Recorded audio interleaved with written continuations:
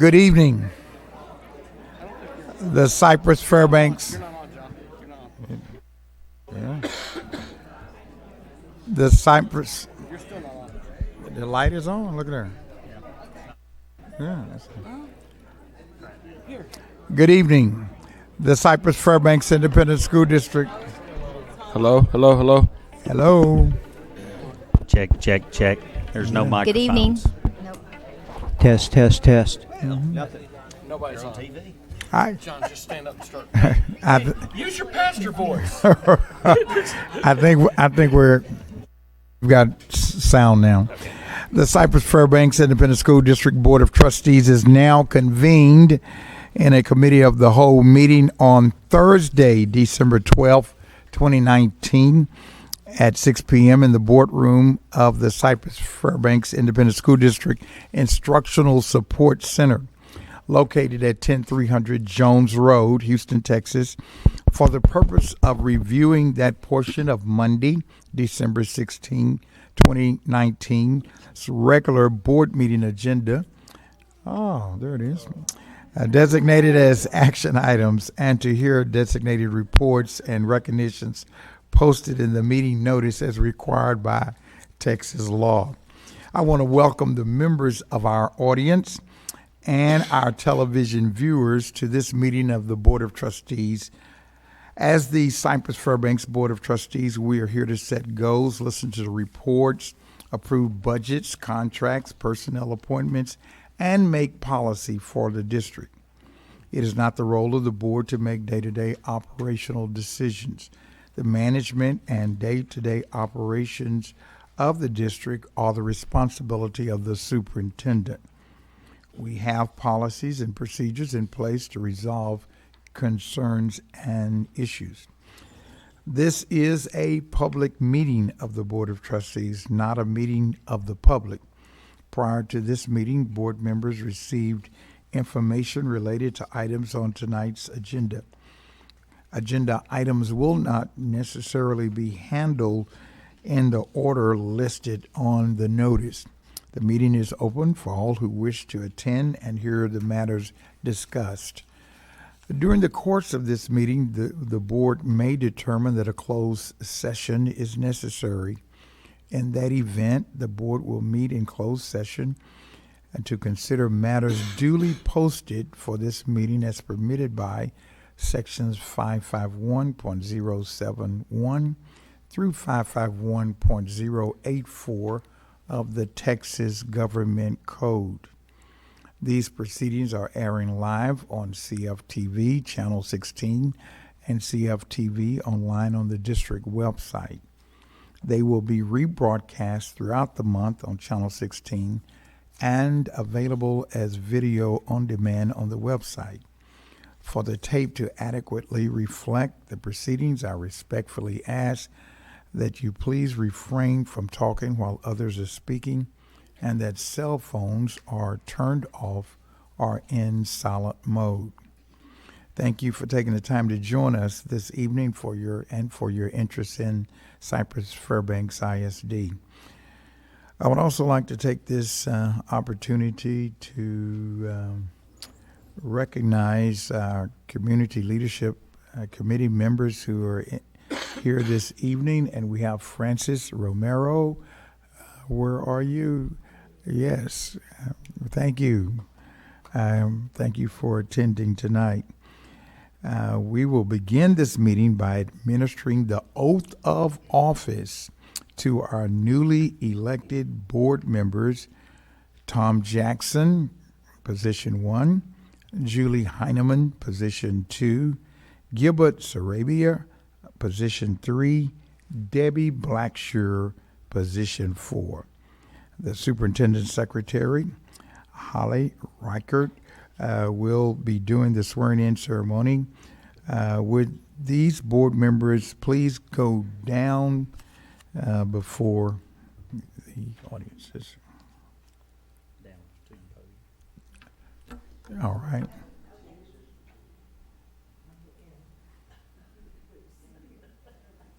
Oh, they're actually going in order.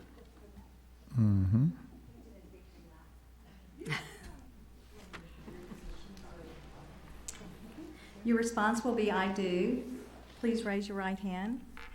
Do you, Tom Jackson, Julie Heineman, Gilbert Sarabia, Debbie Blacksher, solemnly swear to faithfully execute the duties of the office of trustee of the Cypress-Fairbanks Independent School District and of the state of Texas, and will, to the best of your ability, preserve, protect, and defend the Constitution and laws of the United States and of the state of Texas, so help you God?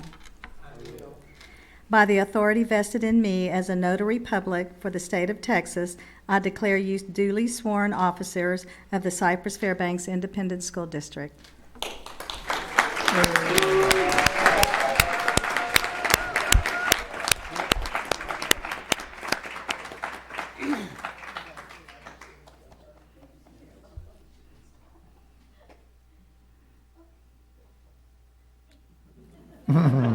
Now what? It's a great night. Great to have you all on board. Would any of you like to introduce your family members who are here tonight? Gilbert, Debbie? Debbie, would you get us started? Okay, I'd like to introduce my husband Paul and my youngest granddaughter Briley Blacksher, All right. my biggest cheerleaders. Julie, you have any? My family couldn't join us tonight because they're at a band concert, which I'll be joining very soon. So. Yes, I want to welcome my family here. I'm very proud of them. Jared, Justin, twins, of course, I always call them that. Jacob, my youngest one. My oldest one couldn't make it. Justin's wife, Crystal. Also, I have in attendance my campaign manager and my right hand, two ladies, Christina Perez and Francis Romero, where I wouldn't be here if I didn't have any chance of being here. Also, I want to thank Leslie back there, who's hiding out, who brought me upon this area here about 7 years ago. Thank you, Leslie, very much for everything you do and everything. My beautiful wife, Ginger, friends and supporter, Craig, Miss Kelly from Matsky, who's Jacob's kindergarten teacher. And she's still at Matsky, and we're very proud of her. She's a great Side Creek community person there. And of course, my lovely wife, Ginger. And I have her support, and I'm very proud of that. And not least, Mom. Mom, you're not with us, but you're here with us. Sure. Thank you, everybody. All right. Tom, you have... My family doesn't live in Houston, so they aren't here. But I see many supportive faces in the crowd, and I want to say thank you. We also have an individual who ran for the board who is here because he's interested, right? So thank you for being here. Thank you. So thank you. All right, thank you, Tom. We'll now move to the reorganization of the board. And this is a wonderful day. The election of our officers for 2019-2020 shall begin in accordance with the Texas Education Code 11.061 and Board Policy BDAA Local. Nominations may be accepted for the offices of President, Vice President, and Secretary. The offices will be elected in that order. I will serve as chair until the new president is elected. At that time, the newly elected president shall preside over the election of the offices of vice president and secretary. Once each office is announced and the floor has been open for nominations, any board member may place a name in nomination without being recognized. No second is required. After determining that no further names are to be placed in nominations, the chair will declare the nominations closed. Each nominee will be voted upon in that order, in the order that the name was placed in nomination. All in favor will be asked to signify by raising their right hand. If a majority of those present and voting is achieved, no further votes for the office will be taken. If no majority is achieved, the next name placed in nomination shall be voted upon, and so on till the office is filled. Before we begin, do we have any questions? All right. The floor is now open for office of President of the Board of Trustees. Mr. President, I move that the board elect Bob Covey for president. All right, we have the name. Any other names? All right. If there are no other names, I will declare the nominations closed for the office of president. All in favor, signify by raising your right hands. All right. Congratulations, Bob Covey.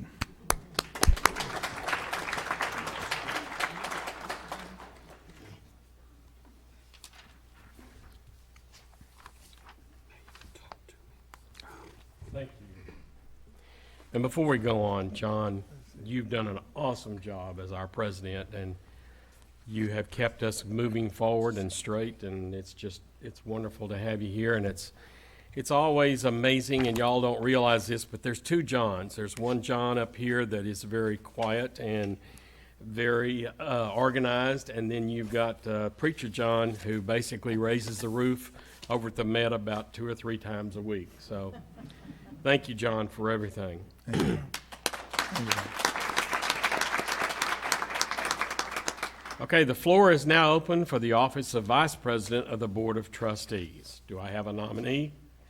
Mr. President, I would like to move that the board elect Don Ryan for vice president. Thank you, Ms. Heineman. Any other nominations? Seeing none, then we will call that closed. All in favor of Don Ryan as vice president, please raise your right hand. Don, congratulations. I'm sure you will do an amazingly interesting job. Interesting. Okay, the floor is now open for the office of Secretary of the Board of Trustees. Do we have a nomination? Mr. President, I move that the board elect Debbie Blackshear for secretary. Thank you, Mr. Ryan. Debbie Blackshear, any other nominations? Mr. President, I move that the board elect Tom Jackson for secretary. Thank you, Mr. Jackson. Any other nominations? Okay, so I will say that the nominations have closed now, and we will have the vote. If I remember correctly, Debbie was the first one, and then Tom, so the vote is for Debbie. All in favor, raise your right hand. Okay. That is a majority, so we don't have to go any further. Congratulations, Debbie, our new secretary of the board.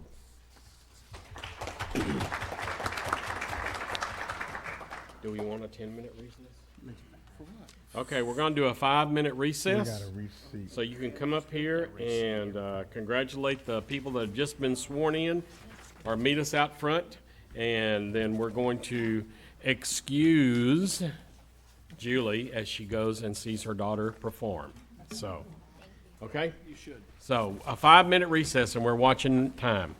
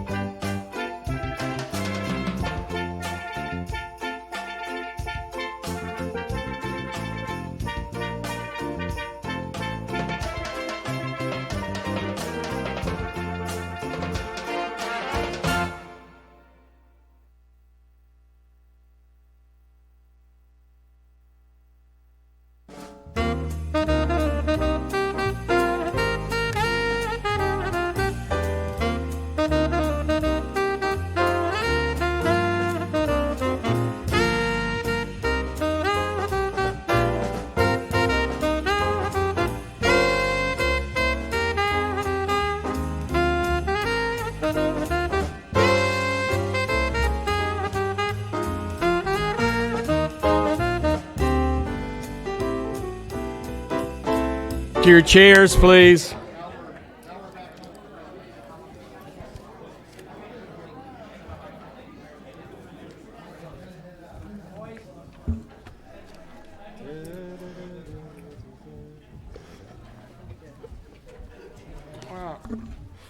Oh, man, hey. I got my.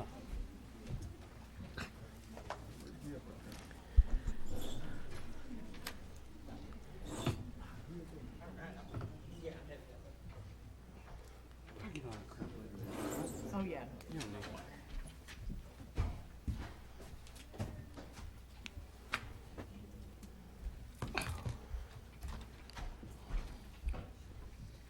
Be careful, Julie. Yeah, it's easy. I haven't seen anything. Okay. All right, next up would be the public comments for patrons who have duly registered per policy BED local may address the board and make public comments on an agenda item before the board's consideration of the item. I don't think we have anyone that has signed up, so we'll now proceed on with the reports. 7A, the administration will provide an oral report on career and technology education. Will I invite up Mary Jadlowski, who we're still thinking shouldn't retire, Thank you, and sir. Denise Kubeka. Mr. President, before Mary starts, I just want to take a minute. I know we're going to recognize and honor one of our former board members on Monday night, so I want to make sure that at least we recognize Mary Jadlowski, who spent the last 41 years Yes. in Cypher ISD, her entire career. She Yes, put a 2 blessing. children through Cypher ISD schools, and I can tell you when it comes to anything curriculum related, Mary was the go-to person. She has such great institutional knowledge, and in fact, we talked about that last week, and losing Mary on a day-to-day basis, although we know her phone number, we're losing a lot of institutional knowledge, but she's been such a pleasure for me to work with Thank the you, past sir. 9 years, and she's just a wonderful person and a great educator, and Thank you. Mary, thank you for your years Thank of you. service here. Thank you.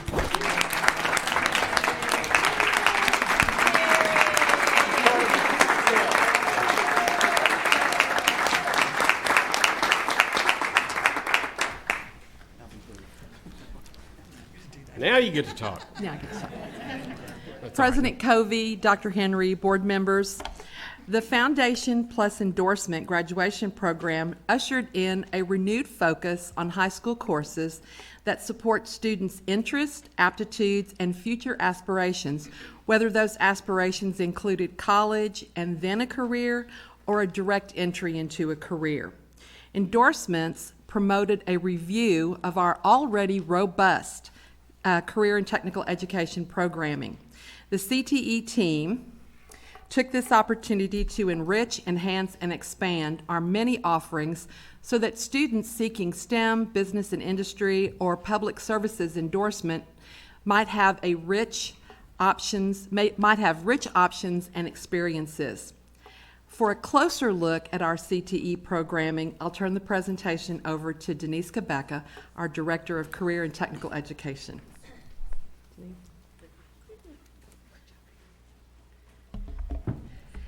Thank you. And thank you for giving me the chance to brag on the student opportunities in CFISD that our department supports. Research shows that students who take CTE courses are more likely to graduate high school, enroll in and complete college, and earn significantly more after high school, even if they decide against pursuing a post-secondary degree. Over the next few minutes, we hope to give you perspective on what CFISD CTE has to offer. When we are done, we feel certain you will agree that we definitely provide opportunity for all. When you visit many of our neighboring districts, they will proudly invite you to tour their beautiful comprehensive CTE center. I'd like to do the same in CFISD, but it'll take a little more time because we'll need to go to 12 separate locations. We embrace the philosophy of opportunity for all by offering everything for everyone who attends any of our comprehensive high schools. In addition to the comprehensive CTE programs in the high school, we manage 19, soon to be 20, supporting satellite CTE centers at the Brodicum Center and the middle schools. We have more CTE infrastructure in our middle schools than many high schools in other districts. 7th and 8th graders in CFISD have the opportunity to begin courses in a variety of career pathways, with most of those being for high school credit. 8th graders have the opportunity to start earning industry certifications, some of which show up later as performance acknowledgments on their high school transcript. With the additional CTE lab space incorporated into the new Dawn to Dusk Brodicum Center, we will pilot an after-hours welding class in the 2020-2021 school year. More about that later. Here are just a few more statistics to help you understand the magnitude of what we offer in CFISD and support our department's motto of opportunity starts here. By choosing to attend CFISD schools, students gain access to more than 130 career-based courses that are divided into 33 career pathways, which the state refers to as programs of study. Tonight, we'll give you a taste of what those programs of study cover. The numbers of teachers and students we support verifies we are making every effort to give every student some exposure to career training. One way for students to document their career training is to earn an industry certification. By choosing to attend CFISD schools, students gain access to more than 60 industry certifications. Last year, 9,218 certifications were earned. This was an 8% gain in 1 year, shattering our goal of a 2% gain. We're going to spend the remainder of the time sharing just a few highlights of what we offer. As we touch on each area, on the screen, you'll see the programs of study and certifications they encompass. Not everything happens in the classroom, so we'll also be sharing how students have opportunities to go beyond the classroom. And we would be remiss if we did not include evidence of some lagniappe. First up, I want to take a minute to highlight how we give students experiences that go well beyond what you find in a textbook. Ag in CFISD is well known for its livestock show that is larger than many county shows. There is much more to ag than raising animals, so I'd like to share how we are building our plant science program. Thanks to past and present bonds, we're continuing to add greenhouses to our campuses. These structures, along with other equipment in our ag shops, give our students the opportunity to problem solve real-world situations, such as producing enough food for an ever-expanding population. Thanks to our partnership with CFISD Food Services, students at a couple of our campuses are currently using hydroponics to mass produce items such as romaine lettuce for their cafeteria in a confined space. In the realm of animal science, the short video you're about to see is an example of what happens when you give students the charge of utilizing what they learned in class to set up their own doggy daycare.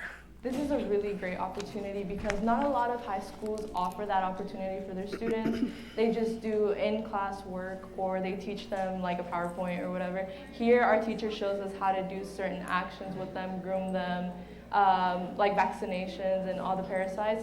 Here you actually get to do the hands-on stuff instead of just classroom work. This is an example of what you will find in each of the career areas we support in CTE. As we move to architecture and construction, tonight we'll highlight a department-wide effort to find opportunities to connect students with post-secondary training options, as well as giving them firsthand experience with industry experts. Students in our Architecture Design 2 class have the opportunity to earn a total of 18 college credits towards an associate's degree in that area. Depending on the credentials of our architecture teachers, students either take the coursework on their high school campus or at the Lone Star College Cypress Center. We are proud of this partnership and are in the midst of finalizing similar agreements in other areas. Architecture students also have the option of attending mentoring sessions hosted at Small Glass, where they get to speak one-on-one with experts in various areas connected with this field. Take a look at this short video. I took architecture class because it's something that I've always had an interest in, and it's something I could possibly make a career out of. Here we have an opportunity for your students to come in and actually meet with architects, engineers, contractors, before they even get out into the industry. I think it's great that Cypher ISD does this because it gives you a good insight into what careers you think would be best for you. Again, this is just one example of efforts our teachers are making to give students the opportunity to be up close and personal with those who are currently working in the field. With the Arts, Audio, Visual, and Communications cluster, we've chosen to highlight examples of how our students are making a name for themselves and CFISD on the national stage and beyond. For example, we recently had 3 of our outstanding AVP students place at a contest open to broadcasting, film, and media programs across the nation. We also continue to have a presence at the International South by Southwest competition held in Austin each year. Fashion design students have proven themselves to a degree that you will now find some of their projects on the International Space Station. We'll talk more about our partnership with NASA when we get to the STEM cluster. For now, I would be remiss if I did not also give kudos to our AVP students for producing the video clips you are seeing tonight in this presentation. These are just 15-second segments of 2 to 3 minute videos they are producing to showcase various areas in CTE. We will have these video clips available for parents and students to view as part of our high school course description book in time for spring course registration. With their help, the goal is to bring our programs to life. Here's a short video of one AVP student giving his perspective on his experience in this program.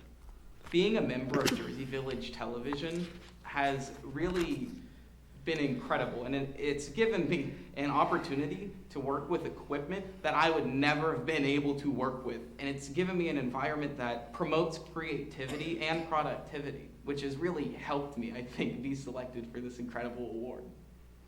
This young man from Jersey Village was selected as one of the PBS Student Journalist of the Year.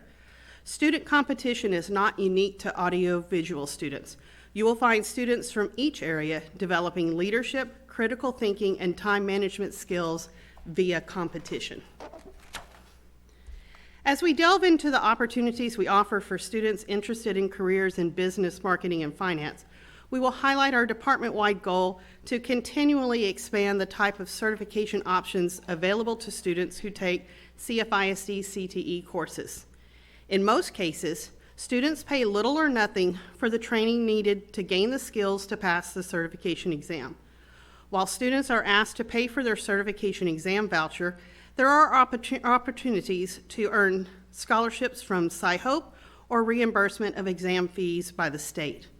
With the financial burden removed, students simply need to apply themselves in their classes to walk out with a resume that sets them apart from others leaving high school with just a diploma.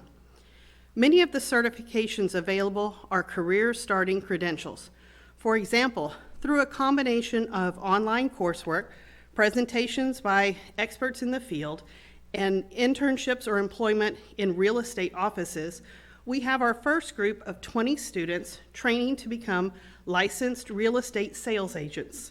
In our next video, you'll hear from a student who shares his thoughts and experiences with another certification opportunity in this area. I took accounting 1 and 2. Accounting 2 was a little bit more QuickBooks oriented. We worked in QuickBooks every day, and by the end of the class, about January, so halfway through the year, I received my QuickBooks certification, which allowed me to get a job using QuickBooks every day, and actually paying about $20 an hour, which is a lot higher than most high school students get. To recap the statistics on certifications shared towards the beginning of this presentation, CFISD CTE provides training for over 60 certifications with over 9,000 certifications earned last year. This is all in an effort to meet our superintendent's goal of every student leaving high school with more than just a diploma. This goal may sound familiar in that it was one focus of this past legislative session. Once again, CFISD is ahead of the curve. In the field of education, you often hear the phrase, grow your own. In most cases, It references the ability for school districts to inspire and develop future teachers and teacher aides. In CFISD CTE, we offer two models. In teaching and training courses, students receive a foundation in lesson development and then spend time in a student teaching setting at nearby elementary, middle, and/or high schools. In our early learning courses, students take on the role of a pre-K teacher within the licensed preschools we run at every high school. Hooray for pre-K! Their students are 3 and 4-year-olds from our community that spend a few hours a day, an average of 3 days per week, in our high schools. Some of the pictures you just viewed were taken at CFISD elementaries, and some showcased our high school preschool area. It's very difficult to distinguish between them because both are real-world settings. Seniors in these programs are given a letter of intent to interview from our CFISD HR department, guaranteeing them the chance to sell themselves and gain employment once they finish their education and earn their credentials. Let's take a moment to hear from a student in the program. We intern, we go off campus, we go to Warner Elementary, and we go to Smith Middle School. And going there, it's like super welcoming. All the kids are so happy to see you. They're so happy because they look up to you. This is just one example. Other departments are getting in on the grow your own phenomenon. We also have students working with CFISD Transportation, Technology Services, and CFISD Cinema, just to name a few. I'm here tonight to share that it really does take a village. In this case, it takes a village to run the health science program when over 8,000 students sit in these classes each year. You would be hard-pressed to find another district serving this many students in this field. To make this work, we partner with 11 hospitals, 2 major pharmacy chains, plus a handful of smaller private medical facilities. Let me give you a chance for the magnitude of this program to settle in. I said we partner with 11 hospitals and the 2 largest pharmacy chains. If that is not impressive enough, we also partner with Lone Star College Cyfair to provide EMT and CNA certification training. This next video clip will give you some insight into how we utilize our partners. This class is really cool because we get to go 3 times a week. We come to the hospital and we get to shadow different healthcare workers and things like that, and it's really exciting to see and everything that there is going on and all the different aspects of it. Providing a broader exposure to facilities and staff such as these allows students to realize the wide variety of occupations available, requiring a range of training and education. It's not long before these students realize that there are far more positions in a hospital beyond doctors and nurses. They also see how they can begin in one job and progress to others down the line with additional certification and/or education. Understanding that careers exist that require varying levels of training and education helps students see that there is a job out there for everyone. Our culinary arts program goes well beyond perfecting recipes. Students leave this program with the knowledge and skills needed to step into positions at food establishments, including our own school cafeterias. This year, we have our first advanced student utilizing the Cyfair High School cafeteria as their work site. Some students even take on the challenge of designing and preparing a menu item worthy of being served in the International Space Station. The ratatouille recipe prepared by students at Cypress Woods High School was judged to be second best in the nation.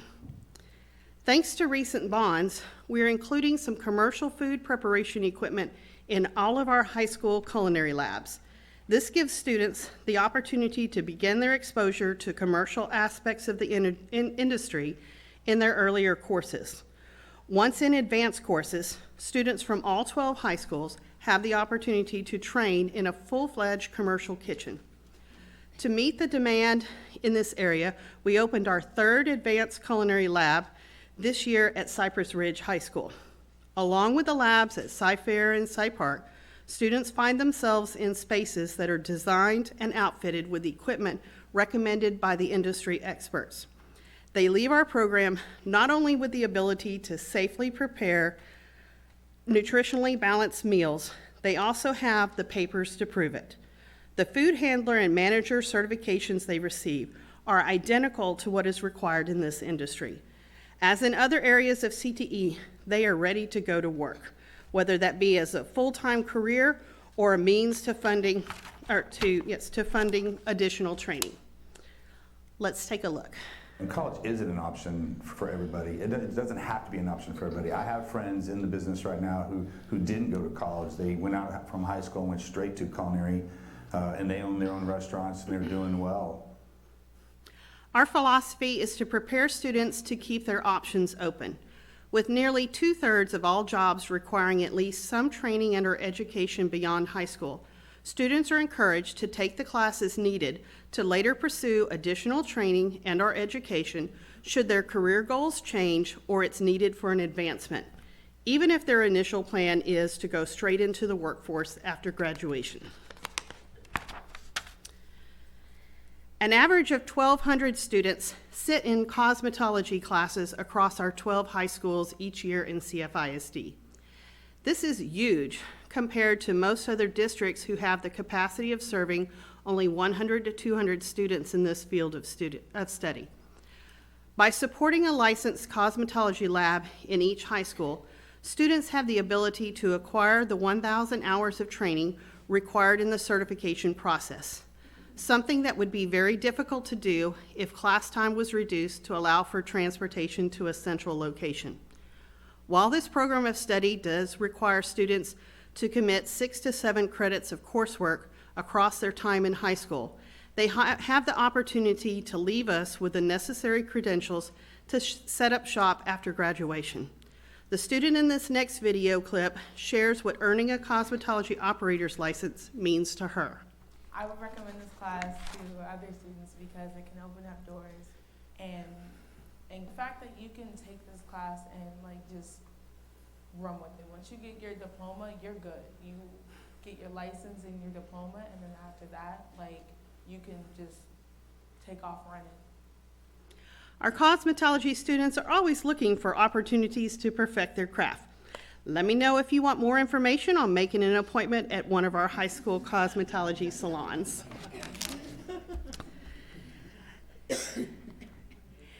This next cluster of courses is one that impacts just about every industry imaginable. As we all know, it is the people behind the scenes that can make or break a company. In CFISD, we depend on Paula Ross and her technology services team to keep our network and connection to the outside world up and running. Likewise, the work that Leslie Francis and her communication team do behind the scenes on our web presence can greatly impact how others view our district. Students in our information technology courses get the opportunity to earn a variety of certifications from providers such as CompTIA, MTA, Cisco, and Adobe, all very recognizable giants in this industry. You will find some of our advanced students designing websites for clients and are shadowing technicians in our own technology services department.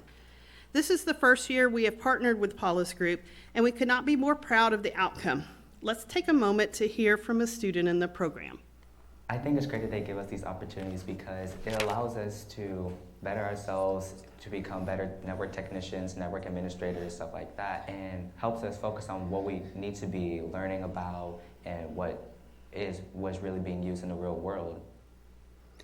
In touching base with technology services, they report that their student interns are well prepared to shadow and work alongside their technicians. While we have simulated the work setting in the classroom, nothing can replace being in a full-scale work environment.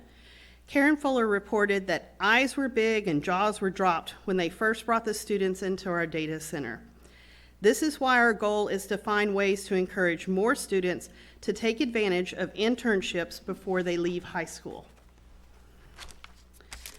Students start taking classes in the manufacturing cluster in middle school. CFISD is unique in that many school districts only support space and equipment for these classes in certain high schools. Not only do we have these facilities in every one of our 12 comprehensive high schools, we also have them in all of our middle schools and in our newest space at the Brodingham Center. Our welding classes are consistently at capacity. We want to serve the maximum number of students possible, since this is an industry that is starved for employees. It is not uncommon to see some of our industry partners handing out business cards to students at our welding competitions. We contribute much of the success of this program to the fact that we listen to and respond to our industry partners. For example, we are working with Daikin to add a brazing component to our advanced welding curriculum. We plan to take advantage of the dawn to dusk capability of the Brodingham Center to offer an after-hours welding certification class for those who cannot fit the classes into their schedule during the regular school day. Let's listen to one of our female welders and get a peek at our newest lab at the Brodingham Center. It was a really fun experience. I got to underwater weld, and which was really cool because it's something I'm actually interested in doing as a career.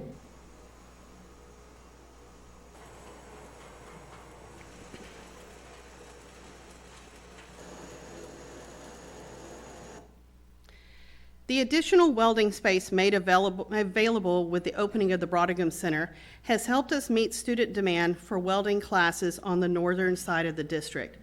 With the 2019 bond, we plan to build another welding lab at Cypress Lakes High School to provide more seats for students on the south side of the district. These labs are in addition to the welding spaces we have at many other high schools. The next cluster we will highlight is the STEM cluster. Within this cluster, we have lots to cheer about.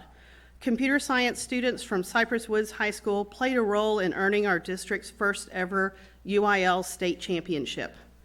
Robotics and automation students are headed to the contest arena. This year, we had enough teams to form our own VEX Robotics League. We had a series of 6 competitions to work through a bracket and determine our first district champions. The winning team was from Cypress Lakes High School. As district champions, they are qualified to move on to compete at the next level. In an effort to combine the power of what students gain by taking both computer science and robotics classes, we are currently piloting the CFISD STEM Academy for Automation, Robotics, and Computer Science, also known as the ARC Academy, at Cypress Springs High School. This program is open to students from across the district.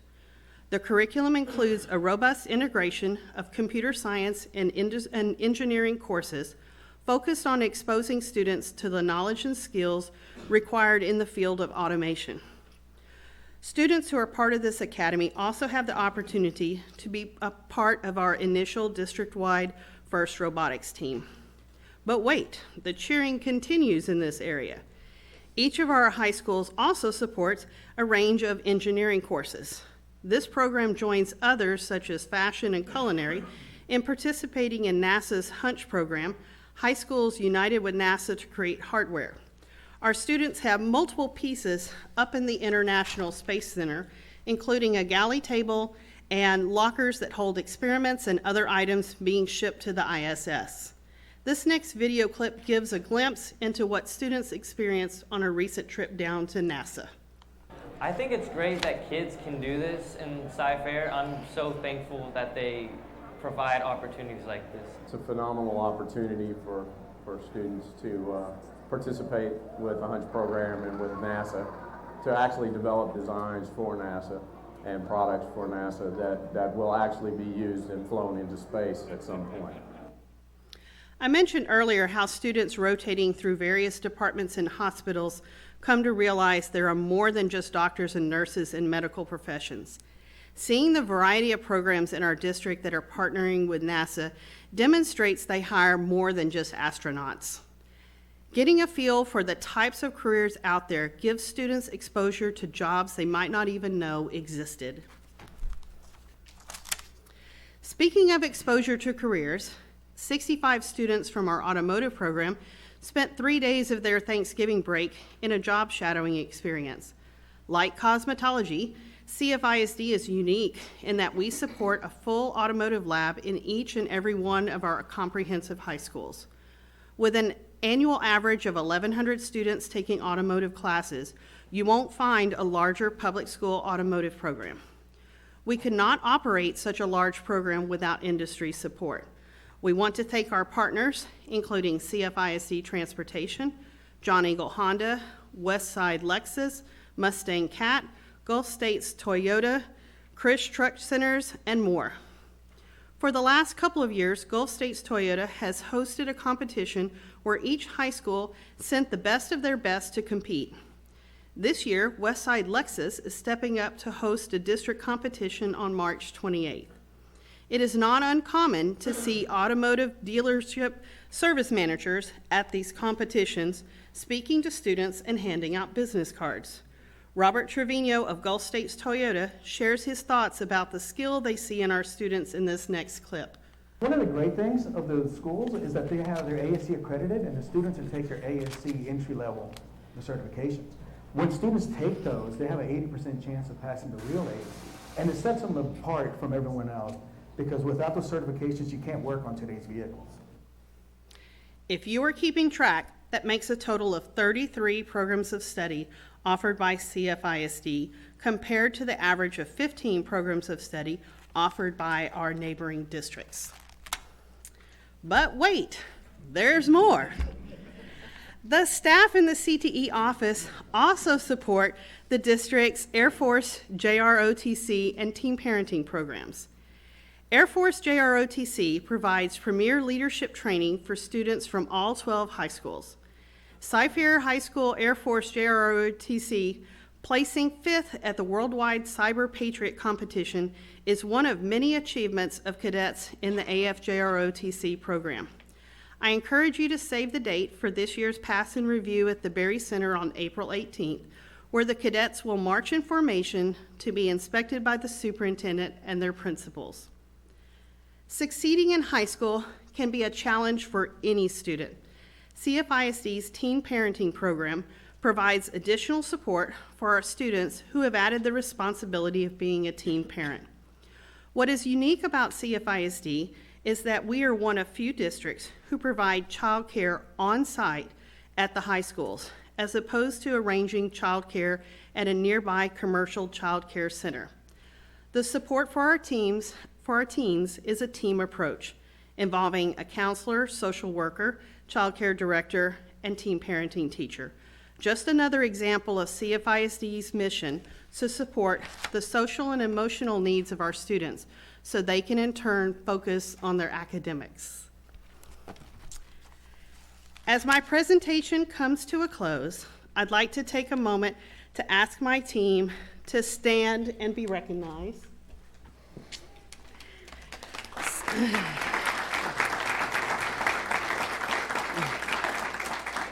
Supporting the 450 or so teachers it takes to teach the over 30,000 students in these programs is no small task. My team includes 4 coordinators, Dr. Sharon Hogue, David Schrubar, Mark Williams, and Vanessa Coach, who we share with CFISD Cinema.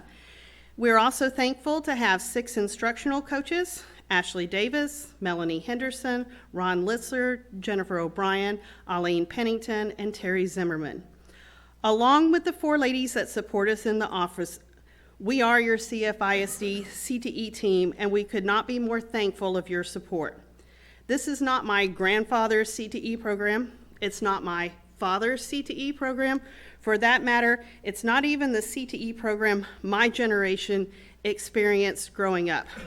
Students who find themselves in CFISD schools have more career-based course options than ever.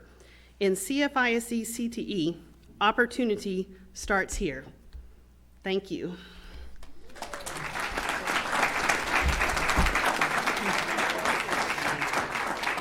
Do you have any questions? Thank you. Yes, let's look here.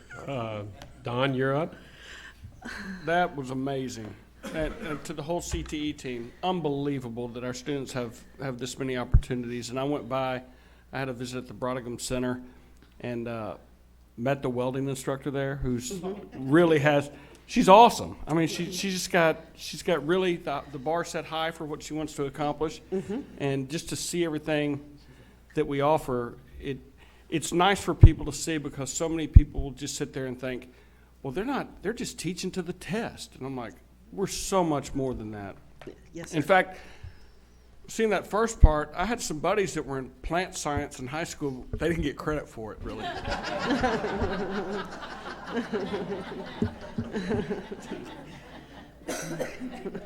Probably in manufacturing too, weren't they?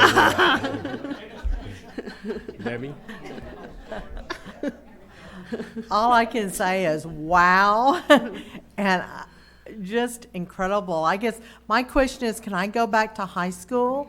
Because the programs we offer, I have said it many times as I've visited our campuses, is that if I as a high school student had the opportunities that are now available to our students in Cypher ISD, my career path could have been totally different. I mean, I love the culinary arts and what we've done with our professional style kitchens, and just, it's not only culinary arts, it's all of them. There are just so many great opportunities available, and when I hear discussions about private schools and homeschooling, that may be good for a handful of students, but I think more about the opportunities that they are missing out by not attending our public schools. We agree. Gilbert, you're up. Amazing presentation, like earlier said. Do you find students coming back to the district that you may have taught and maybe being instructors in itself, though? It sounds amazing. Maybe it hadn't been around long enough, though, but I'm just asking that particular question. No, absolutely. We do have several students from the education cluster coming back, but we also have students coming back from the other areas as well. We have students who are working for the district that went through our automotive program. We have, I can think of, there's at least 5 or 6 of our ag teachers were students that came through our program.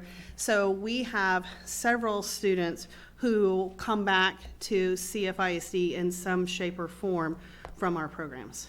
Yes, being innovative and being at the forefront, it makes a parent as myself very proud of this community and stuff. And you and your group are an amazing part, and we are very proud of you.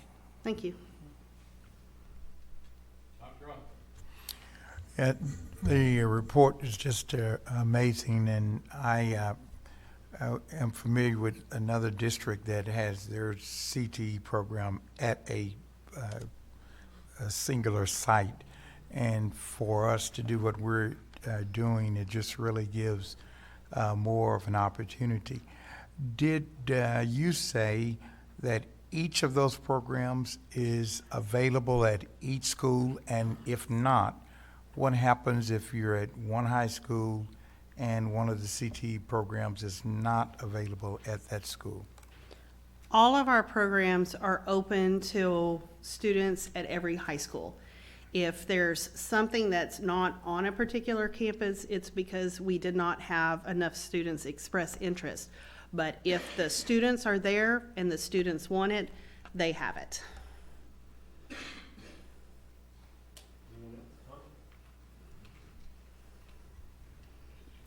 I would add my accolades. Exceptional presentation. This answers most of my questions from 2 months ago. I did have a couple of follow-up questions that I gave to Linda 2 months ago, which I think somehow got thrown away, but I'll ask them again. Sure. These were the same questions I asked before when I worked with y'all to make a video. Not quite as nice as what y'all did here, but we still showed it to the Chamber of Commerce. So one, what percentage of our high school graduates graduate with at least one certification? I don't have the exact number, but I could get that for you. Thank you. And I do know when I asked it before, it took some time because you had to do data inquiries. The corollary to that is what percentage of our high school graduates have at least one CTE course, which is a different question, but still in the same ballpark. The last time we reported on that, it was somewhere in the mid-90s. Have at least 90%. So somewhere in the mid-90% have taken at least one course, which makes sense because every year, like right now, we have over 30,000 students sitting in our classes. So that's a huge number. 90% is exceptional. To Gilbert's question, my son, who's a licensed architect in 2 states, when he was here in Texas, did come back several times as a guest instructor in the area of architecture. And I'm sure he's not the only one who has done that. How many students did you say were in the health science area? Over 8,000. That's what I thought you said. Last time I visited that CTE area, we had a waiting list because we did not have enough space at Lone Star College and at hospitals. So do we still have a waiting list in that area? If we do, what we've done to address that is we have multiple opportunities. And so if we end up with a situation where we don't have enough space in one particular course, we have 3 or 4 other very viable courses that they can go into to give them the experience. But we're always continuing to look for new affiliation agreements to expand the number of places. As you can see right now, we're at 11 hospitals and the 2 largest pharmacy chains. So we are progressing right along with meeting that demand. And so the number of students who aren't able to get into that rotation the first time they try is dwindling. The growth in that area just in the 8 short years that I've been a trustee has been phenomenal, which addresses a truly outstanding job that y'all are doing, because it's more than just classwork. You have to go out and reach in industry partners as well. One question for you, Mark. Do charter schools offer CTE courses like this? I'm not sure the answer to that, but I know they don't offer the number that we offer, and they don't have the type of instructors that we have. Speaking of instructors, something that I was pleasantly stunned by when I visited a number of our culinary arts centers is the instructors happened to have been restaurant chefs that would rotate out of industry to kind of regroup, recollect their thoughts, and we could only have them for a year or 2 or 3. Do we still have that phenomenon? Is that still occurring? The phenomenon of only having them for, No. of them coming in from industry? Yes, Yes. of having chefs from major restaurants come in to us to teach our children. We have across all of the career fields, we continue to have teachers who come in from that where teaching is not their first career. And so they're coming in from the industry. So then they're able to provide those real world experiences. And then in turn, for those who are coming in from the education field with a degree in education, we support those teachers by annually looking for places to connect them with industry, bring them out in industry. So it's a combination, yes, sir. There is something that you mentioned at a number of the different areas, but I want to highlight it. Would you say that this district embraces the concept of constantly trying to provide our students with the industry standard education, i.e. providing them with the experience of jobs of today and tomorrow versus jobs of yesterday? Yes, sir. And is that across all of our CTE programs. Yes, sir. Truly exceptional, and it's a credit to the superintendent and the boards that came before us to support and embrace the concept, but also to the public, because they're willing to finance that. Yes. How many students do we have in our technology area? In the information technology area, Correct. I'd have to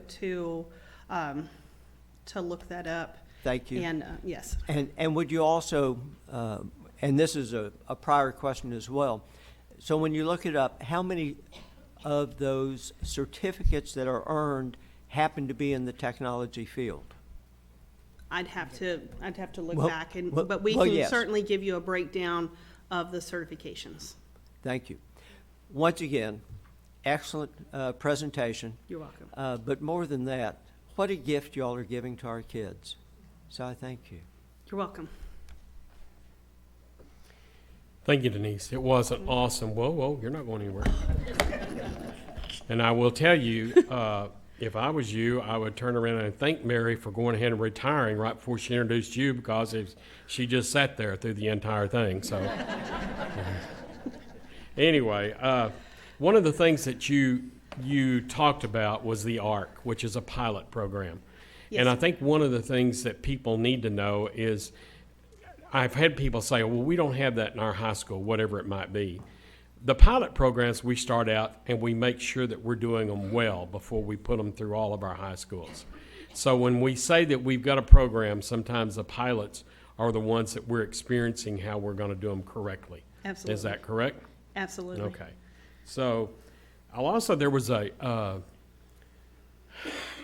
probably a Twitter, and they were talking about Lubbock was implementing plumbing and electrical in their CTE program in Lubbock, Texas. And was it Facebook? Facebook, okay. Do we offer that here in Cyfair? Yes, we have a plumbing program that is currently offered. It's offered to students in all 12 high schools, and then we have electrical as part of our manufacturing. Because that kind of service job is really lacking for people right now. So I'm glad that we offer that. Yes. And then one suggestion to you, because it was an excellent presentation, and Linda, I hate to tell you this, but Tassa Tasby came up over here, and it wasn't just me, but they thought this would be a great presentation at one of those. But we'd also like to have a copy of that. Could you share that with the board? Absolutely. Would you? Okay. Does everybody okay with that? That was a great, thank you very much. You're and Mary, for a swan song, thank you. Bob. Yes. Could I have one follow-up Sure, go ahead. question? Denise, this is something that you touched on, and it may be something that others might want to chime in about as well. So what's unique about this district is we have all of these offerings at each of our high schools. However, what hits newspaper play are the standalone buildings. But there are differences between the two approaches. Would you highlight the benefits or detriments of our approach versus just having one building that would have all the CTE in it? Well, there really are no detriments other than it does require a larger commitment. The benefits far outweigh the detriments because it is really everything for everyone. Not only does it keep students in their neighborhood schools, it provides more options. If we only had it at one or two locations, we would have to greatly reduce the number of students that we could serve. Tom, if I could just add to that, and Denise touched on it, but the biggest thing that makes us different in Cyfair ISD among large districts is that we continue to maintain the neighborhood concept even with high schools. So having that neighborhood concept, transportation doesn't become an issue for those that don't have transportation. They can stay in their own communities.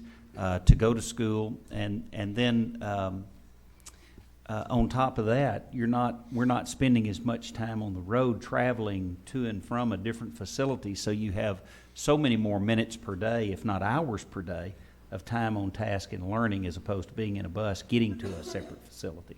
So that's been our approach. And Mark, would you say that there's a saving on transportation dollars as well? Oh, absolutely. No doubt. We try to limit the number of shuttles we have throughout the day. Certainly we do have some shuttles, but again, it's a savings in transportation cost, and it's a savings in instructional time. Thank you. And Bob, let's move on before I come up with any more questions. Thank you. Well, thanks for that suggestion, Tom. So yes, we're going to go ahead. The board will now review the following consensus action items. 8A, and this will actually require approval tonight.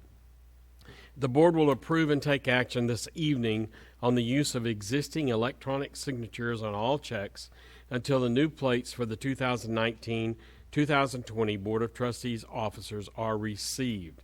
May I have a motion? Mr. President, I move that the board approve the existing electronic signatures on all checks issued until the new plates for the 2019-2020 Board of Trustees officers are received.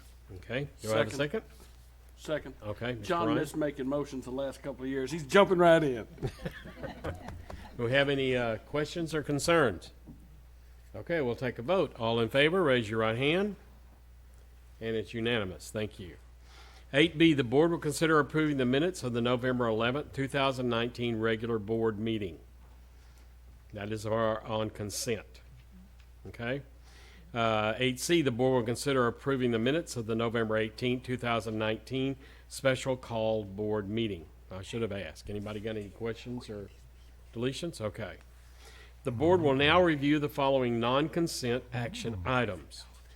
9A, the board will consider and take action this evening on a resolution casting its ballot for its choice of a nominee to serve on the Board of Directors of the Harris County Appraisal District. May I have a motion? Does anybody know these people? Any of them? I'm just curious. Well, that was to finish out a term, and this is new, so this is different. I think the guy that y'all approved last time was Ben Pappy. Yeah, it was Ben. Yeah. But also, I'm sorry. He had about 4 months. I'm not unhappy. Ben, is Ben even here? All right, hey.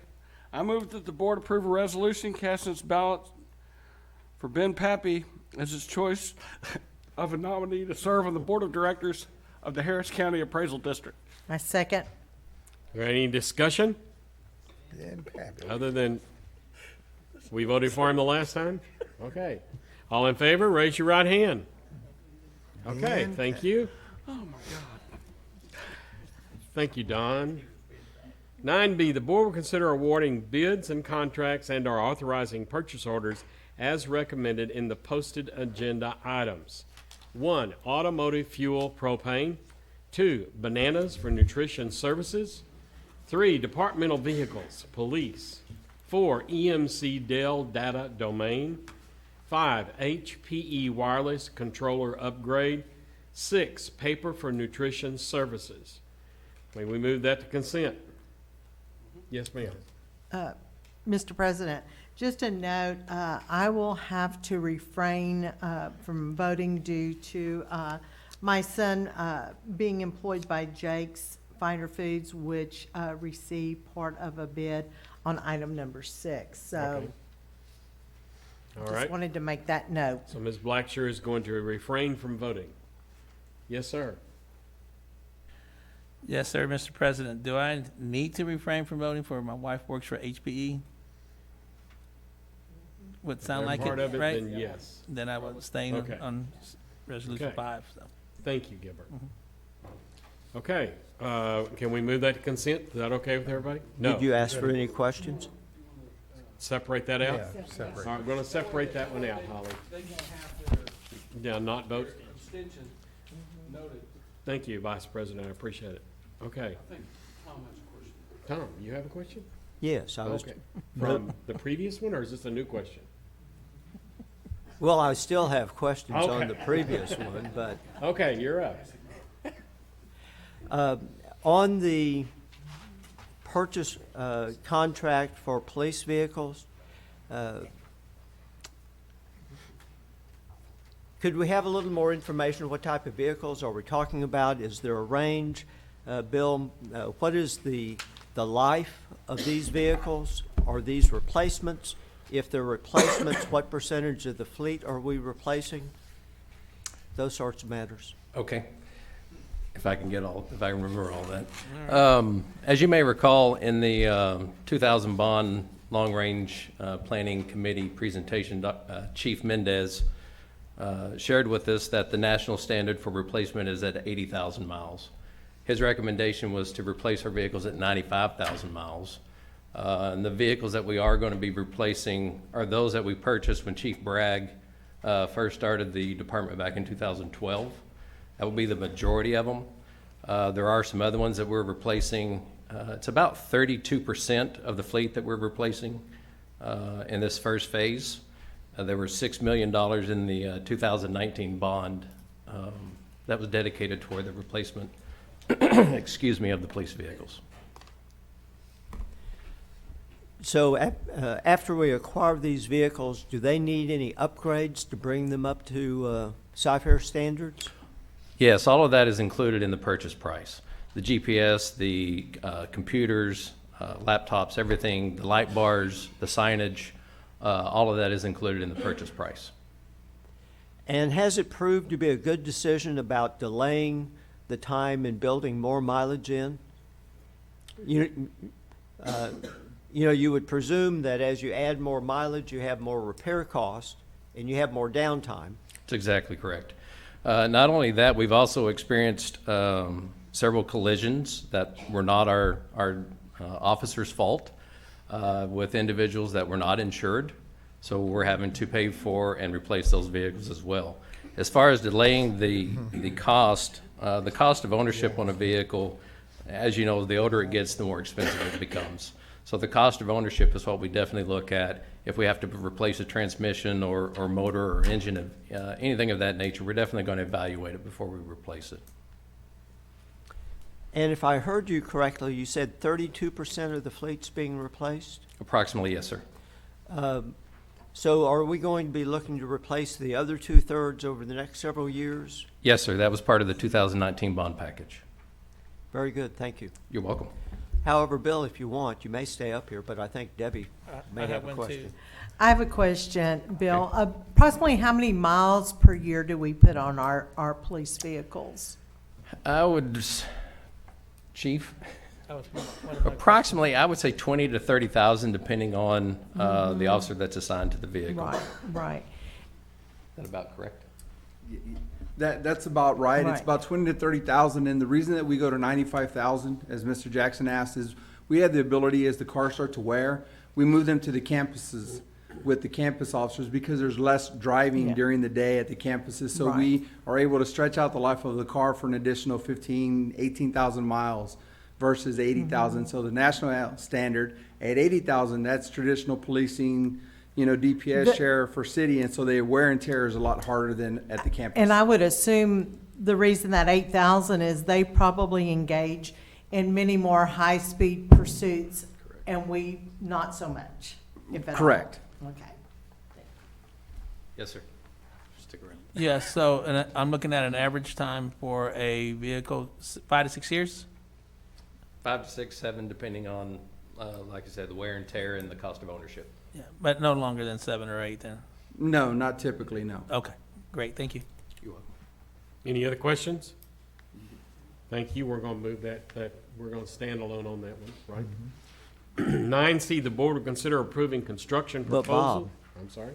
I have other questions. That was just on the police cars. Well, we got to where you want to go yet? Not yet. Not yet.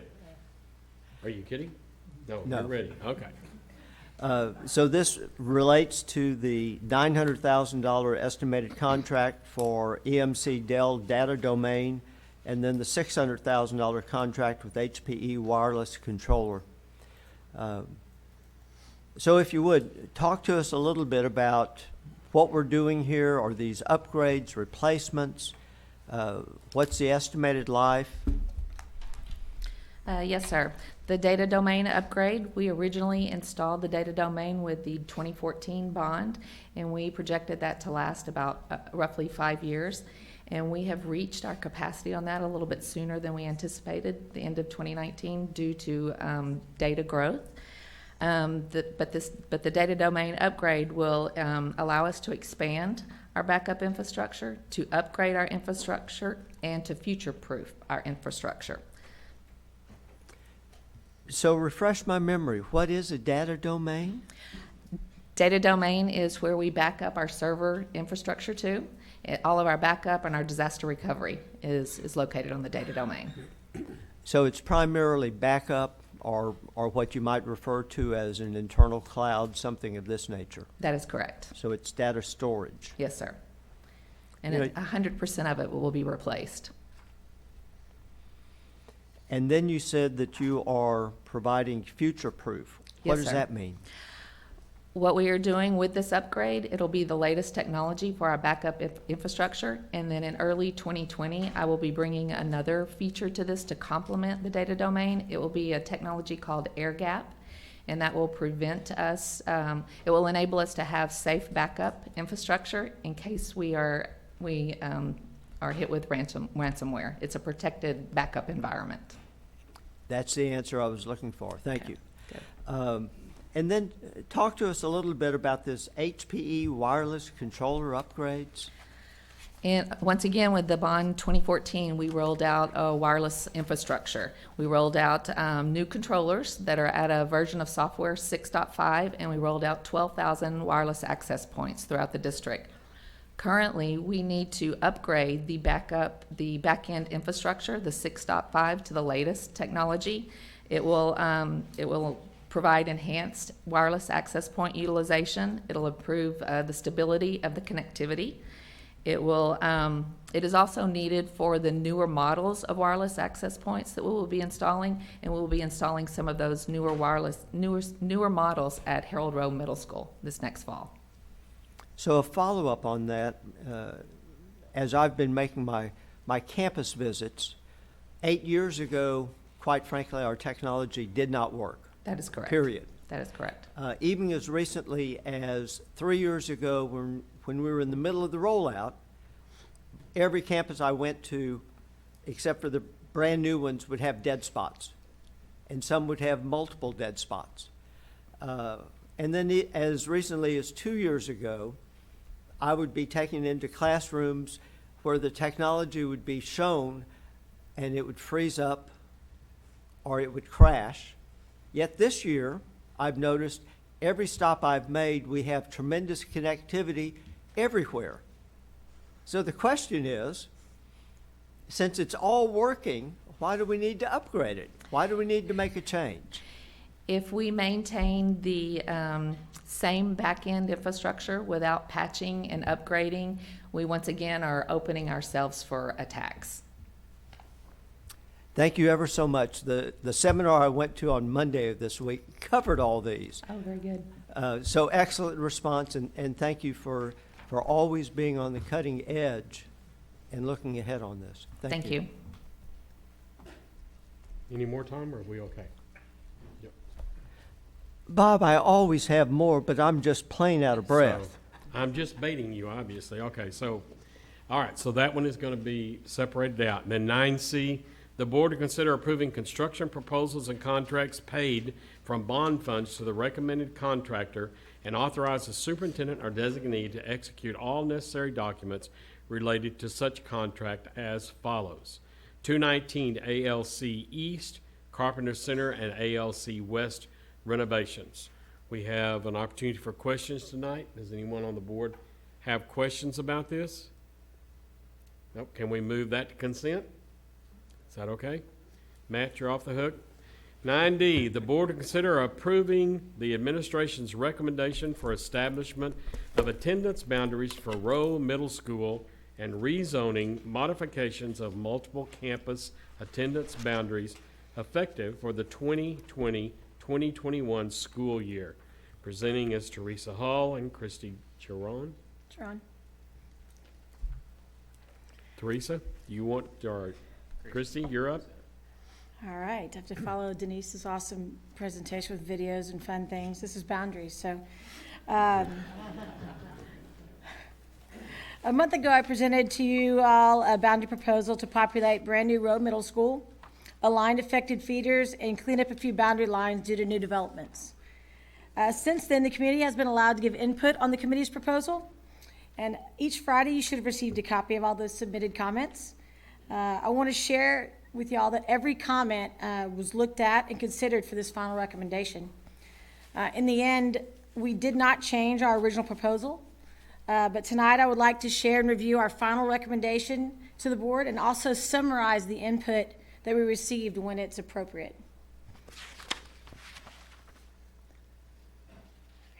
The Boundary Committee's final recommendation will open Rowe with 6th, 7th, and 8th grade, relieve Thornton and Anthony, align all the feeder patterns, and amend boundary lines for new developments.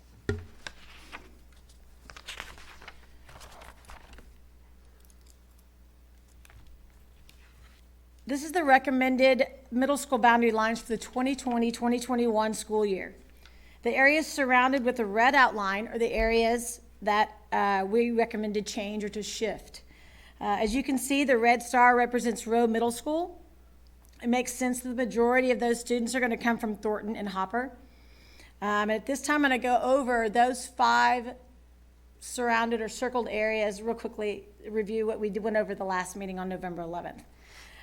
Thornton desperately needs relief, and their enrollment is currently over 1,900 students. Our recommendation is to shift approximately 405 students from Thornton to Rowe.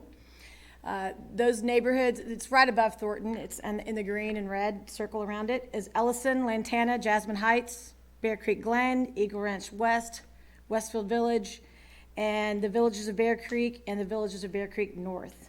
I have totals if y'all need them later, but I know y'all have them from the last time and probably from this packet as well. That's 405 students. We received some community input regarding Westfield Village. This community is approximately 114 students. With these 8 res codes going to Rowe, Thornton still has over 1,500 students, even though we're taking 405 students from them. Also, there's an area adjacent to Westfield Village that has not been developed yet called Westfield Village, and it's just north of the occupied Westfield Village, and we want to keep those together. It's right east of the Katy-Cyfair line, and it makes sense to include Westfield in this shift because Keith Harrow is the natural boundary line when making this change. The second shift, even though Hopper does not really need relief, we need to shift some students to Rowe because of proximity to Rowe. So 525 kids, which is right in the heart of the star, from Hopper to Rowe, and those students are going to come from Settlers Village South, Cypress Oaks, McGill, Highland Creek Ranch, Lakeville, Bear Creek Meadows West, Eagle Ranch West, Freeman Douglas, and Settlers Village. Some of these communities, even in the previous ones, don't have any students in them yet, far west, but they are included in our recommendation. That's 525 students. Now, finally, the third shift to populate Rowe is from Kayla. It's approximately 178 students. These students already attend Cypress Park, so it was beneficial to include them in that Rowe feeder to make Rowe a pure feeder to Cypress Park. And those 3 are Bear Creek Meadows Northwest, Bear Creek Meadows, and Bear Creek Plantation, making up the 178 students. Those shifts populated Rowe, as I mentioned, and since we pulled kids out of Hopper and Kayla, and Anthony needed relief, just like Thornton, our recommendation also includes shifting kids from Anthony to both Hopper and to Kayla. So first, Anthony to Hopper. It's 374 students. That includes Yopine Ranch in Remington Grove. And that is when you see the word Hopper up there, right on the R, it's that first box on the left. Okay, that's the 374 students, Joe Pond Ranch and Remington Grove. Second, we have Anthony DeCala, which is 307 students, which is Westgate, west of the creek, Westgate, west of Barker Cypress, and Paddocks, 307 students. As you read, we had a lot of input from Westgate regarding distance to Anthony versus Kayla, and also the frequency of changes to Westgate. I'm going to talk to you a little bit about the distance. I picked an address in the middle of Westgate, and I put that address in Google Maps, and I went to Anthony, and it was 4.3 miles, and I went to Kayla, and it was 3.6 miles, and both were 12 minutes. I picked the address that was put in the input, and it was 4.1 miles to Anthony, and it was 3.5 miles to Kayla. So again, both cases, Kayla was a shorter distance. I'm sure there are some northern parts that would be farther and southern parts that would be shorter. So again, really right in the middle, and the ones that was included in the input did not make it longer, as was stated in the input. As far as the frequency, in 2014 when Anthony opened, Westgate did get moved from Smith to Anthony. Again, we were trying to populate a brand new school. And with this recommendation, it will be 6 years between these two middle school changes in the recommendations from 2014 to 2020. Town Lake has also exploded since then, and Anthony must have relief and room for the continued growth. Kayla is under capacity and has plenty of room. There was a shift in Westgate from high school students in 2016 when Cy Park opened. Again, populating a new school, we have to move students, but we're not recommending any high school boundary changes for Westgate. This is only a middle school recommendation. And this complete package shifts, like I said before, 1,789 total students. Again, more evidence in our opinion that our approach was a very conservative one to populate Roe. Oops. Okay, when we decided on the middle school changes, we noticed that one res code was still not aligned with the high schools. This map shows high school lines and middle school colors. The red outlined area, res code 604, which is Canyon Village at Cypress Springs, currently is zoned to Cypress Park High School. If we leave it at Cypress Park, it would be the only Hopper res code that would attend Cypress Park. By recommending 604 go to Cypress Springs, all of Hopper would feed Cypress Springs High School. This change only affects the incoming ninth graders. I think there was some confusion maybe from the last presentation. Only affects the incoming ninth graders for the 2021 school, which is approximately 53 current eighth grade students. Current high school students in 604 already attending Cypress Park High School will stay at Cy Park. So this is only the eighth graders at from Hopper. So also you can see with this map, you can clearly see that Cy Park would be all of Rowe and part of Thornton, and Springs would be all of Hopper, part of Anthony and part of Kayla.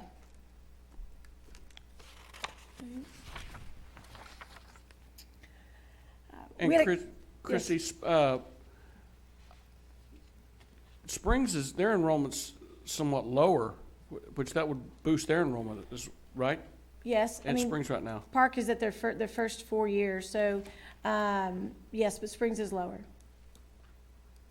Okay, thanks. Low for high school. Right, low for high school. Low for high school. I mean lower than Park. Yes, low for high school. We had a couple of elementary line amendments due to new developments, and first was Res Code 278, which is in the far southwest corner. Again, before school started, there wasn't anybody in there. When we started this investigation, it was 1, and I think there may be 6 to 8 right now. This was really a transportation request since the development just started having students. Transportation was going all the way down 529 to Fry and to West New York, all the way around Walker just to get to Hemingway. And Lantana is going to grow really fast, and Walker's a perfect location, and it just makes the school more balanced and makes sense to move that area far west to Hemingway to Walker. And then the little bitty square in the south, right above the word, right above Wilson, there's a complex that was originally going to be for retired people and is now going to be for younger individuals. I think I said it last time. The new development is Res Code 133 Esperanza, next to the established 3555 Green Meadow Apartments, which is approximately 63 students. This recommendation makes Keith Harrow again a natural boundary line, and it's diagonally across the street from Tips, which makes sense too. Esperanza is projected to have maybe 25 students by the beginning of fall 2020, which would make a total of 88 students possibly going to Tips. So in this final recommendation, there's approximately 1,789 middle school students, 53 current 8th grade to be 9th grade high school students, and 88 elementary students.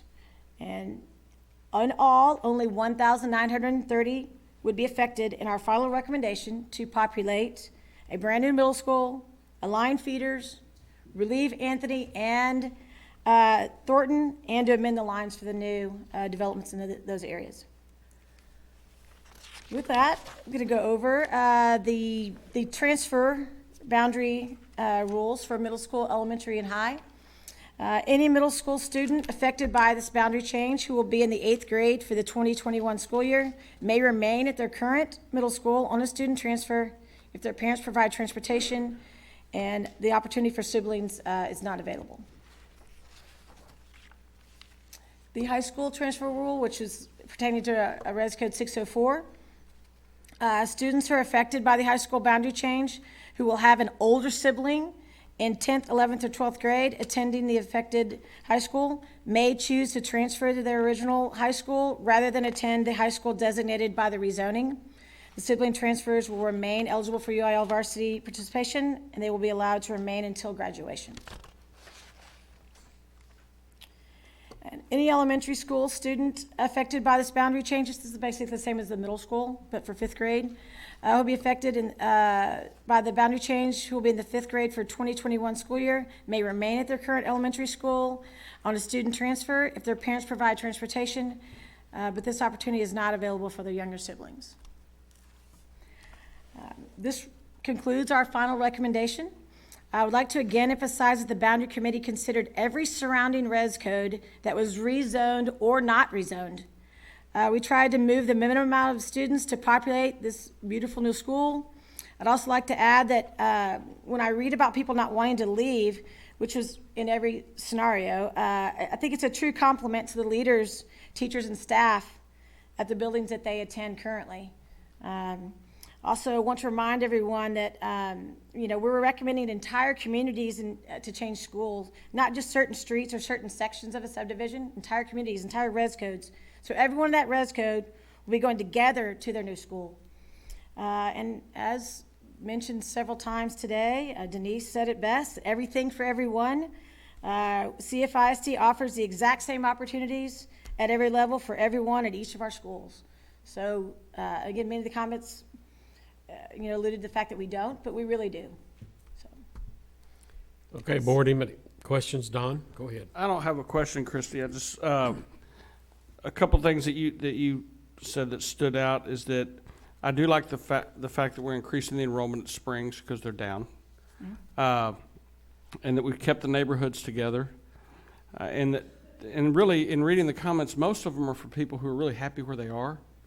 And it's just unfortunate that they're living in an area that's growing rapidly. Mm-hmm. And we've had this throughout our community for years.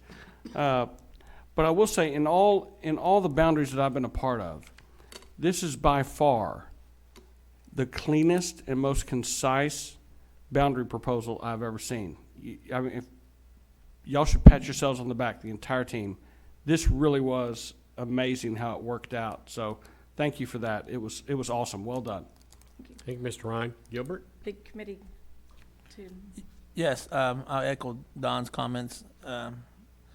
Also, I don't have that paperwork in front of me. I believe you passed it out last month. What is the projected enrollment for Rowe when you do open up? And since Thornton was at 1,900, what's their projection? And also Anthony. I think Rowe is 1155, if I remember correctly. Let me look real quick.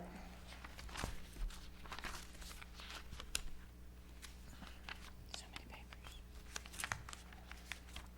Okay. Rowe is projected to be residents only, 1134. Hopper is 1155. Anthony was 1059. Thornton was 1533. And Kayla's 1452. Okay, so Anthony is still substantially down compared to the we others. took approximately, 600 kids Right. from there, but they're the ones that are going to rapidly grow the most with Town Lake. Projected growth? Mhm. Oh, the Town Lake, okay. Well, again, I want to echo Don's comments. Absolutely great job. And thank you for the answer. Board, do we want this to stand alone, or do we want to move it to consent? Consent, okay? Okay. 9E, the board consider approving affiliation agreements with Texas Women's University Houston and 2 Grand Canyon University College of Nursing to provide clinical placements in Cypress-Fairbanks school clinics to fulfill the curriculum requirements in collegiate registered nurse, RN, and licensed vocational nurse, LVN programs. Presenters tonight are Roy Garcia and Christine Bernal. Questions only? I'm sorry, it did say that. Anyone have any questions about this? I guess the only question I have, because the way I look at it, is this is an opportunity for us to grab those people if we need them, right? Yes, sir, it is. Okay, great choice. Can we move this to consent? Yes. Okay. 9F, the board will consider approving the attached list of facilities for off-campus physical education Category 1 for the 2019-2020 school year. Questions only. Do you want to have any questions for Loretta? Loretta? Just one statement. Don't tell me public school education doesn't give you choice. We're looking at 220 kids that are going all over the place. So we do have choice. So if you're out there saying we don't say it again. The superintendent's briefing portion of the agenda will be presented at the, I'm sorry, can we move that to consent? Yes. Okay, thank you. No. Don't mess me up, Don. I'm on a roll here. Superintendent's briefing portion of the agenda will be presented at the regular board meeting on Monday, December the 16th, 2019. And then one final little note to all of the board members. Holly is going to hand out a grassroots survey from TASB. I would like... It's in your folder. In your folder, would y'all take that, fill it out, and bring it back on Monday? And if you have nothing to add, that's fine, but we would like to have everybody's review and let us know what your thoughts are. And we are now adjourned. Thank y'all for being here.